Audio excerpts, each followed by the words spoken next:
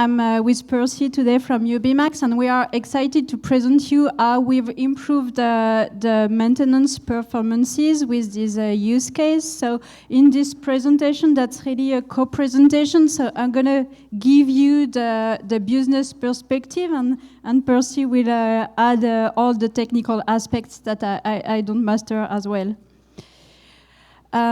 So as I think everybody knows, Airbus is one of the leaders in the commercial aviation, but in Airbus we do as well defense and space and helicopters, and today we're going to focus on the helicopters division.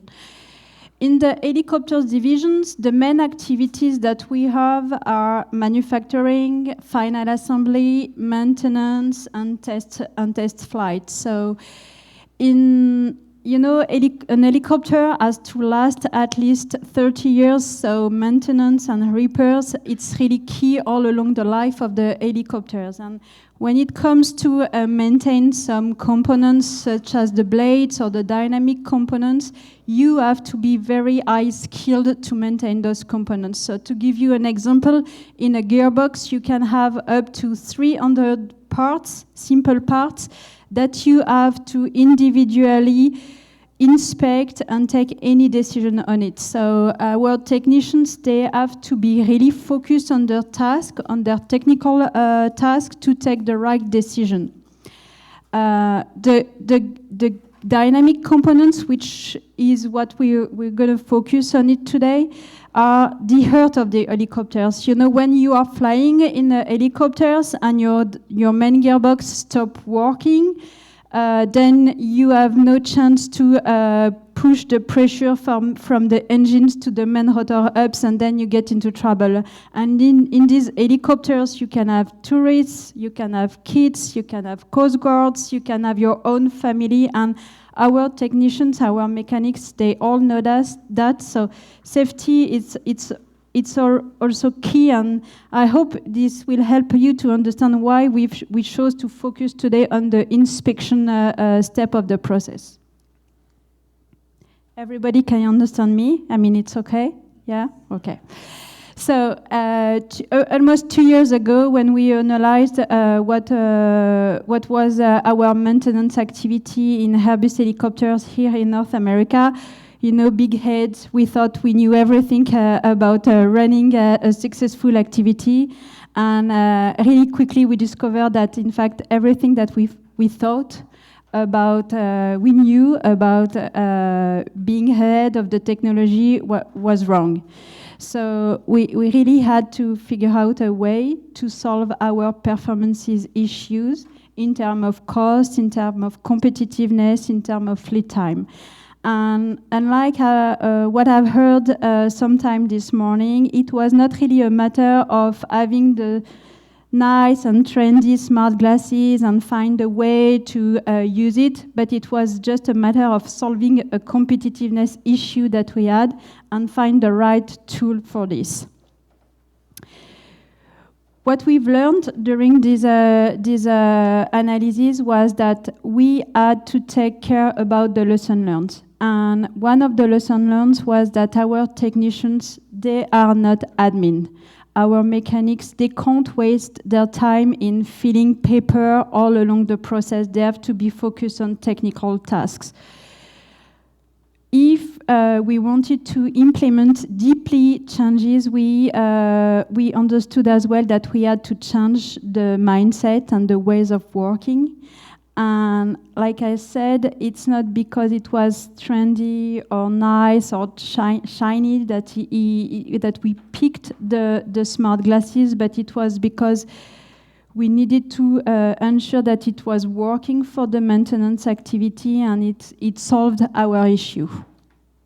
And in this use case particularly, because we needed to onboard everybody, and particularly the mechanics on the floor, we have not followed a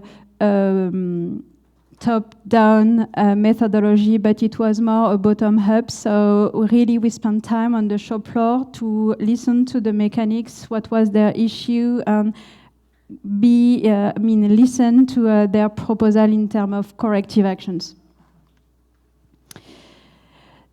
So here is a small, it's a 2 minutes video that has been done by our technicians. So it's not fancy, it's not nice, but at least this gives you an overview of the project.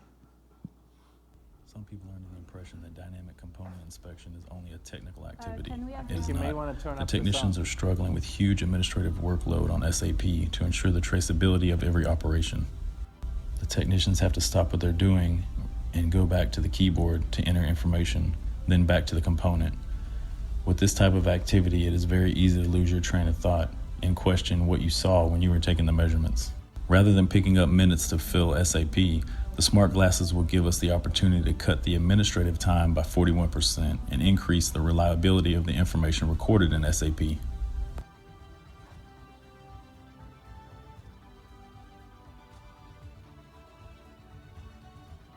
When inspecting a gearbox, you can have anywhere from 10 to more than 100 parts, so every little bit of technology really does help.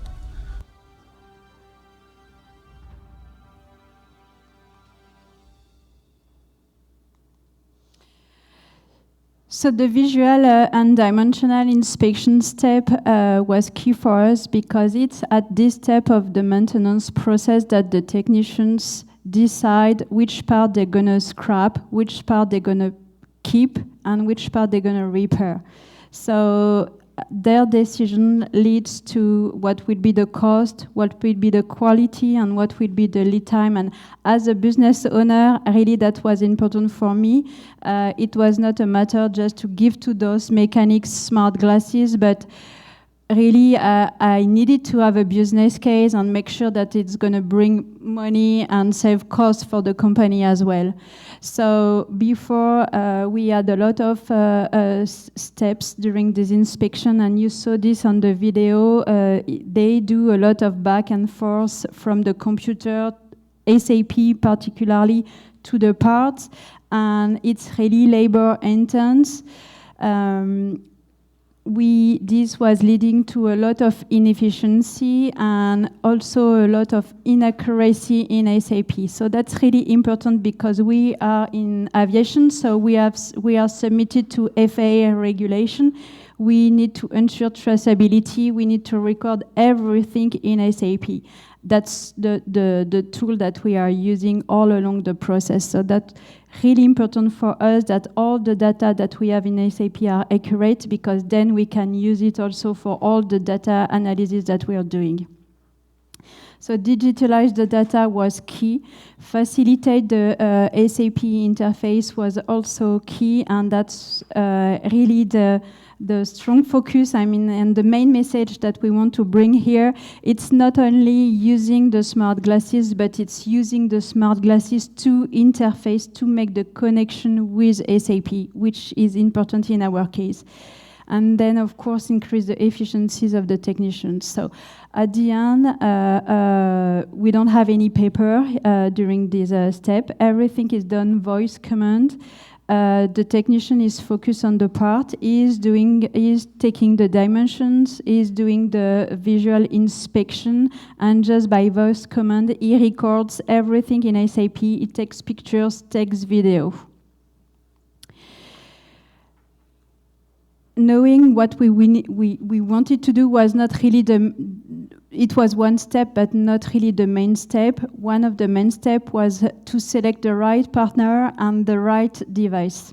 So at the beginning of this project, we've picked some criteria that we thought were important for us to select the right partner in terms of the software. So we needed to have a partner with operational expertise, because we needed some people who were able to go on the shop floor, listen to our technicians, remember this bottom-up methodology. So we needed some people with operational expertise.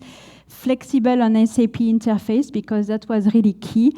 Really, the smart glasses, that's only the driver, only the tool to make the connection between the mechanic and SAP. So we needed to be flexible on SAP interface. And as doing smart glasses, that's not really the business of Airbus, so we don't really want to take care about the maintenance and all this stuff around the smart glasses, so we needed to have also the right proposal on the maintenance plan, how to maintain those glasses and the software. In terms of device, our technicians, they tested 4 different types of devices, and the key drivers was that they needed to keep the visibility because they have to visually inspect the part. They are looking at every type of pitting or corrosion mark on the part, so they need to be able to see every time. Because they are wearing these smart glasses all along the day during 8 hours, weight and ergonomics, it counts a lot for them, so they need to feel well when they are wearing the smart glasses. And because on the shop floor, we have different kind of generation. We have the old generation, very experienced people, and we have the brand new, fresh mechanics. So we needed to have some one device really easy to use, easy to pick up, and that was important for us. Percy, I don't know if you... Yeah, I can add a little bit to that. So, I mean, we all know that there's a bunch of devices out there, and they all have different kinds of criteria that they fulfill. So you have very lightweight devices like the Google Glass, which DHL, for example, uses a lot in logistics, really. Even though they look small and fragile, they have pretty sturdy devices. They work very well in that environment. For you guys, what was most important was having a strong camera and having the possibility to capture content, because you're not only getting the information on how to repair or what kind of parts to inspect, but you also have the possibility to use the camera to take pictures of these items and to do that. So the camera was one of the most important parts. And so we had narrowed it down to a few devices, and there is devices in a lot of different spectrums today. And so the RealWear device and the HMP1 and also the Vuzix M300 were 2 devices that we selected for that project. Now these days there are even more devices that qualify for that. There's a Toshiba device coming out, and there's a few other ones that are in the market as well that work well. So that's the other one side. That's kind of the hardware side of things. On the software side, I'm on the software side. So my point of view is there's 3 things that are important when picking a software solution. The first thing is make sure you have something to get started quickly, to hit the ground running, so to have a turnkey solution, so you don't need to build from scratch. And you don't want to be the first one doing it. You want to have a bunch of people having done it beforehand. So that's kind of the first thing. The second thing is, whatever you pick, make sure it's a solution that supports a broad spectrum in terms of use cases and also in terms of the hardware. So you're not locked into a single space, but you're rather free to expand in terms of use cases and also the hardware that you want to use. And the third thing is make use of the self-service capabilities of the solution. So hopefully whichever solution you choose allows you to add functionality yourself. So you're not relying on a vendor all the time to get things done, but you're rather self-sufficient. So that's kind of my take on that side. So ensuring that it works was a matter to get the smart glasses connected for each technician. So, you know, in Airbus we have a strong rules, a strong policy in terms of security, and because the technician, they do inspection, we have to know exactly who did the inspection, who has done the inspection. So when they wear glasses and they do the inspection step, they have to get connected to their own account in SAP. Then we keep the traceability on who did the inspection on the part.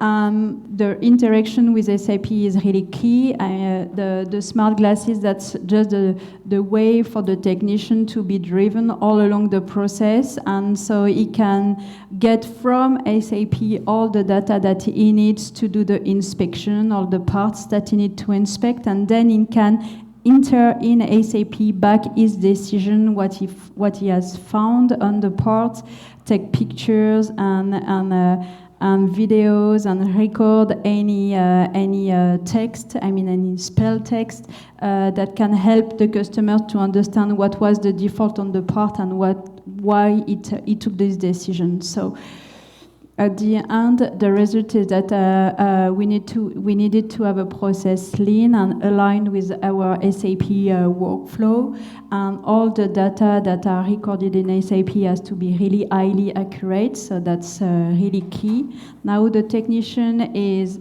they are all happy. You know, I've heard about the change, and in fact, when you give them the possibility to stay focused on what they know, meaning techniques, and you remove all these administrative tasks that they don't really like, then they are happy because they do exactly what they like to do.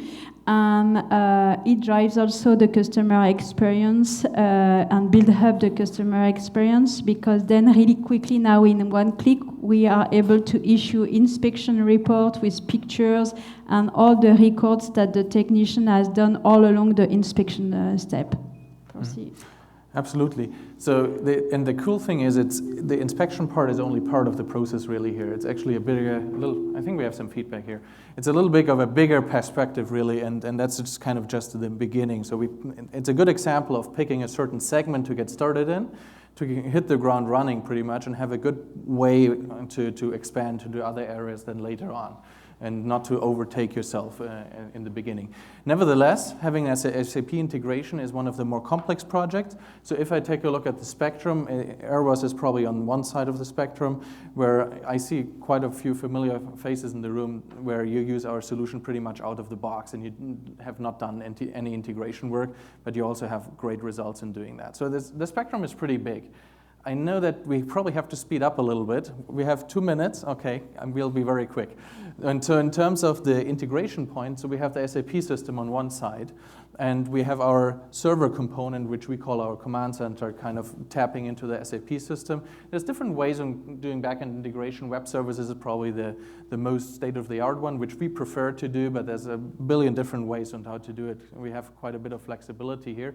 For Airbus, the key element was really here to make sure that we get the SAP users right, so the traceability is there, and it's really clear who did what for liability purposes, for all of these things, and to have the actual SAP users to tap into the system. Then we make the data available, and we actually pull a whole gearbox of data out of that SAP system, pull it into the server component, and then push it on the glasses. So everything is available offline then on the glasses, and they can work on these elements and work through the checklists. And what they would do is they would document the conditions of the components, and they would suggest repair solutions. There's also repair solutions that need to be matched, that are allowed together or not, and then they can take pictures. And all of that then gets pushed back into the SAP system. And the server component also makes sure that just in case one of the devices should fail, which they never did so far, but I mean, you never know, that you can take up the work seamlessly, and that is a very critical part as well of such a critical system. And then you have some statistics and things like that as well in the server.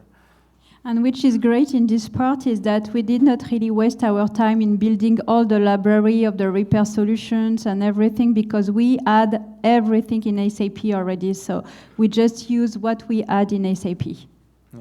Just a quick lessons learned. Most important parts: work with the frontline users, work with the real people that work with it, find out what they actually need. That's kind of the critical part. So you fix a problem that is actually there, not an imaginary one. Then bring the right people in. So oftentimes it's IT folks that need to get involved. In this case, IT security is a very big topic here. On-premise solution, not in the cloud, and all of these things, so that get the right people involved. Pick the right hardware for that use case. Make sure that this is something, understand the capabilities of the hardware, and then really work hand in hand to kind of iterate and make that happen if it's a very complex scenario. And I think you have one more slide, and that's it. Yeah. Then. So that was the use case that we've completed on the inspection step, and now the step that are ongoing is to expand this to the disassembly and the kitting and the assembly step of the process. And we have started by doing this in one of the repair shop here in Texas.